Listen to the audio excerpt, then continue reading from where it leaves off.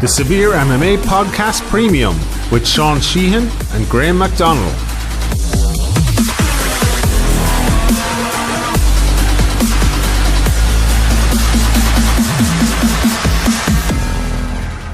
Welcome back, everybody, to another episode of the Severe MMA Podcast. Today, joining me on the podcast is Paul Hughes, as he makes his comeback here pretty soon, hopefully, from injury and from his after his return from Australia. I'm sure we'll get into all that. Paul, how are you? I'm fantastic, brother. Very good intro there. I like it. I suppose that's the kind of, you're maybe known for 2 or 3 things now at the moment. You're known for going to Australia and your great social media. You're known for the unbelievable debut, and you're known for the injury. So where should we start? Let's start with the positive, I suppose. Australia. How was Australia? Australia was, it's a good spot now, I must say. I've actually been lucky enough now, like, since my injuries, I've been able to I've done now 8 months in Australia, 2 months in Thailand, and 3 months in America. So I've sort of just been taking the positives from a situation and getting out and training over in different parts of the world and just living the martial arts lifestyle, as they say. Who are the sort of people, like, I know you were with Alan Philpott for a while over in Australia, but travelling around the world, who are the sort of people or sort of coaches you were able to get training time with? I was training with Gilbert Melendez at El Nino, his gym in San Francisco in America. Training with them guys for a good 3 to 4 months, and that was probably the most impressive training I've had. Like, being able to spar and train with Gilbert Melendez every day, that was a hell of an experience. He was preparing for Jeremy Stevens at the time, so we're doing a lot of sparring. He thought I was a similar style to Stevens, sort of like coming forward, switch hitting heavy shots. So yeah, I'd say that was a good experience anyway. Yeah, kind of, myself and one of the lads did a podcast the other day, and he's a physio. We're talking about Dominic Cruz, and, obviously your injuries aren't as serious as Dominic Cruz, and hopefully won't be as continuous as him. But, you've had a lot of time out now, and we talked a lot about Dominic Cruz when he was out, that he got time to maybe study tape and study his game and study other fighters. Is that something you've been doing as well in your time out, and would you feel like you've improved your all-around maybe knowledge of the game outside of the cage? Absolutely. Not only have... although I have been injured, right, with hand injuries, like, you're in a cast for 6 weeks max, there is an awful lot that I can still do in that time. And when I'm back, I can grapple. So, not only mentally and watching fights, I've actually improved an incredible amount for someone who has been injured.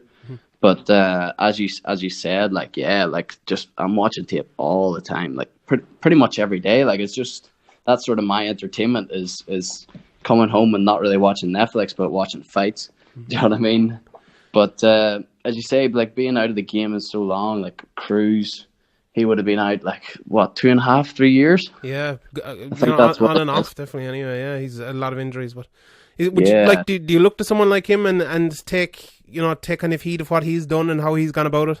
Oh, absolutely. I'd say Dominic Cruz has been one of my biggest inspirations and motivations for coming back from injury. I think he had 3 full ACL reconstructions, a groin tear, some niggles, and came back and beat DJ Dillashaw in a 25-minute round fight for the title. So and Dominic Cruz is well on as well in terms of his age. Yeah. I was 19 when when I had my last fight. Do you know what I mean? 19, I've got so much time. So that was a big sort of motivating factor for me, was if he can do it, why the hell can't I? Well, just run us through exactly kind of from that unbelievable debut, and we'll talk about that again in a second. But from that debut, the injuries you've had since then, obviously you haven't fought since then. Tell us the injuries you've had and where you're actually at right now in terms of injuries. Okay, so in my pro debut in BAMA / Bellator, it would have been February 2 years ago. So one handbrake then on my left hand. It was actually the shot that initially dropped my opponent. So a handbrake on my left hand. Then since that, 3 handbrakes on my right side, on my right hand on the first metacarpal. So 4 handbrakes in the space of 2 years, pretty much. So absolute nightmare injuries, really. The left hand healed up, and as I was preparing for another fight, I was supposed to fight Patrick Wickstead again in BAMA in Dublin. Broke the right hand. Then as I came back was healed up, and sparring again for the next one, just the same thing happened. It mustn't have been healed correctly. So after that time, I took a longer time out. I think it was 6 months then. I took the correct time that I was told by doctors and by the fracture clinic. So it took the 6 months before I started contact and started sparring again with it. And at that stage, I hadn't had any surgery. It was all just natural healing. And then my first sparring session back, broke it again. So that was 3 times in the one place. And I just remember I was actually sparring with Reece McKee at the time up in his gym, and I remember just like falling in the middle of the ring and just crying my eyes out for about fucking mate. All these fighters in the gym sparring, and me sitting there in the ring crying my eyes out. Like, just I remember thinking that was it. I thought my career was over, because it was just 3 times in one place. I was like, there's something wrong here. Mm-hmm. So again, it was broke. I went to get it seen about, and very, very luckily enough, shout out to my physio, Paul McCormick. Paul got me in contact with the leading hand surgeon in Ireland, a guy called Dr. Michael Ames, and I owe this man an awful lot. He seen me out of his own spare time the week after the handbrake, got me an X-ray, and got me booked in for surgery just the week after.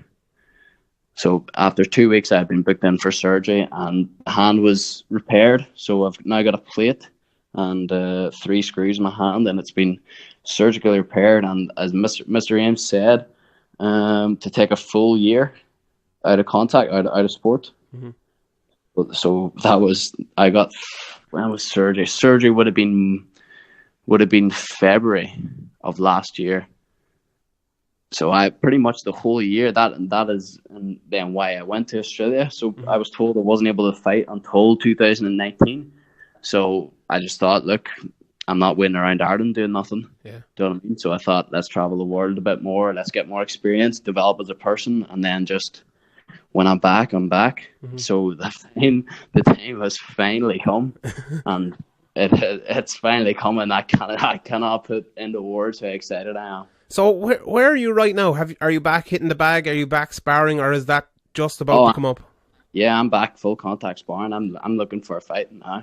So I'm ready. Are you? I know obviously Bama probably, we don't know what the crack with Bama is, but it doesn't look like they're around anymore. Are you signed anywhere? Are you looking to get signed anywhere? Are you just looking for one fight somewhere?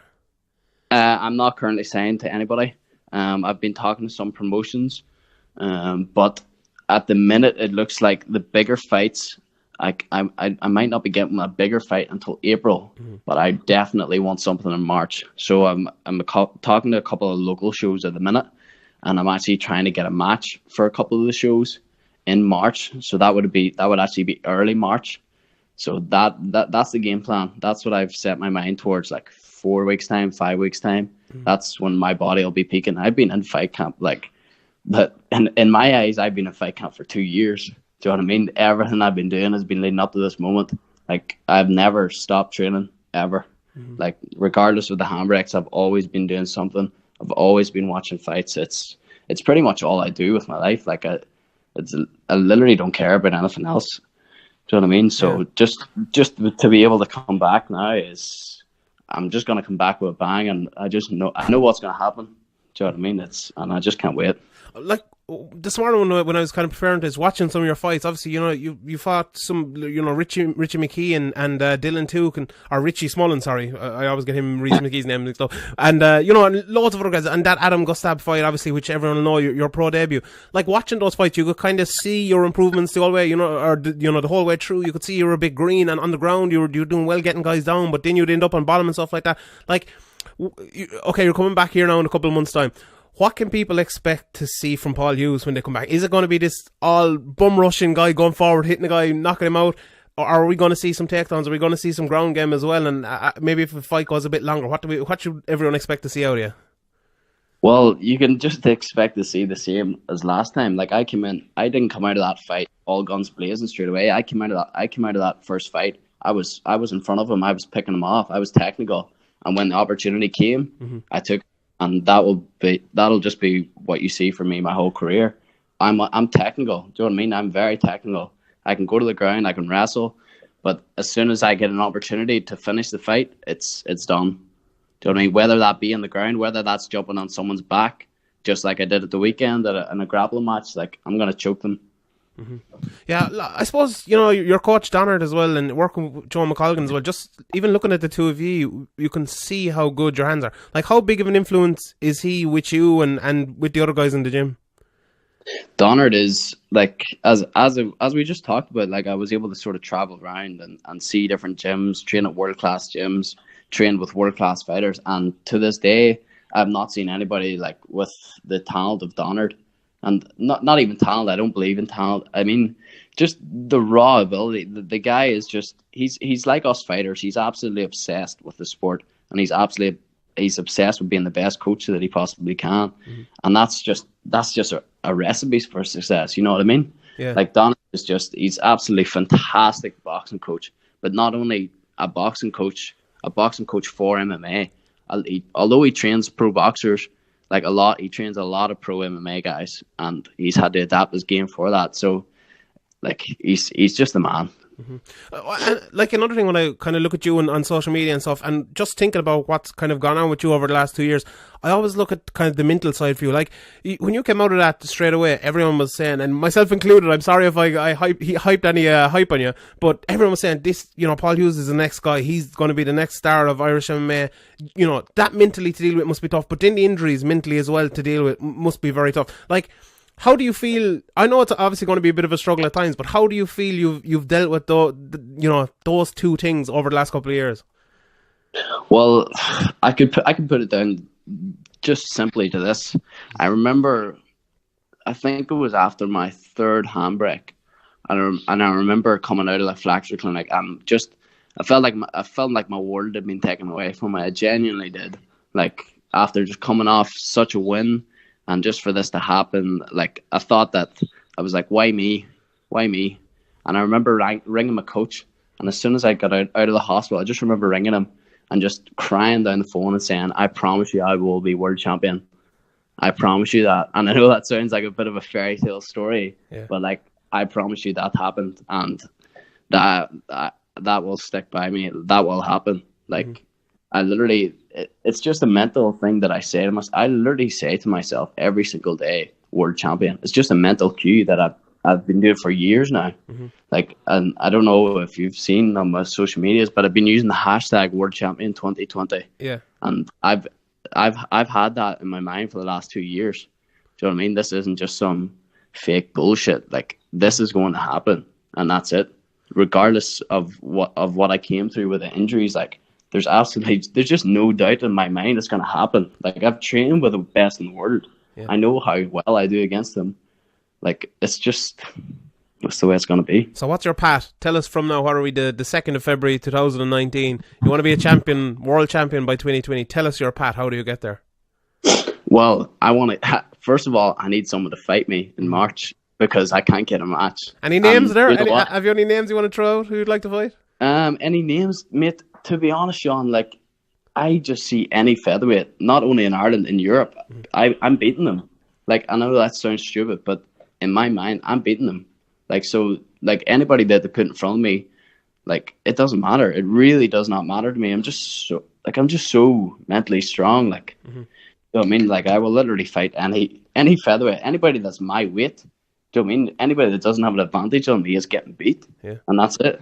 And after that, then, where does it go after that? Is it when you're saying world champion now? Do you mean UFC champion? Or are you talking Bellator or something else like that? When I say that, I mean more domestic in terms of something like Cage Warriors. All right. Or Bama aren't around anymore, or whatever their crack is. But yeah, I'm thinking Cage Warriors world champion. That has been my goal. Mm-hmm. So, we've been talking to promotions, like, and hopefully, I've actually been on the ball, and I've been looking for any pullouts that Cage Warriors has now, like in their Liverpool card or their London card. And if any featherweight pullouts are there, like, I could be jumping in there. Mm-hmm. Do you know what I mean? So, yeah, that's the goal. Beautiful. Paul, thanks very much. Before I let you go, tell the people where they can find you, whether it's Facebook, Instagram, Twitter, all those places. I think my handle's pretty much the same everywhere. It's just Paul Hughes MMA for Instagram, Facebook, and Twitter. Perfect. Thanks very much, Paul. Thanks everyone for listening. We'll see you all next time. Good luck.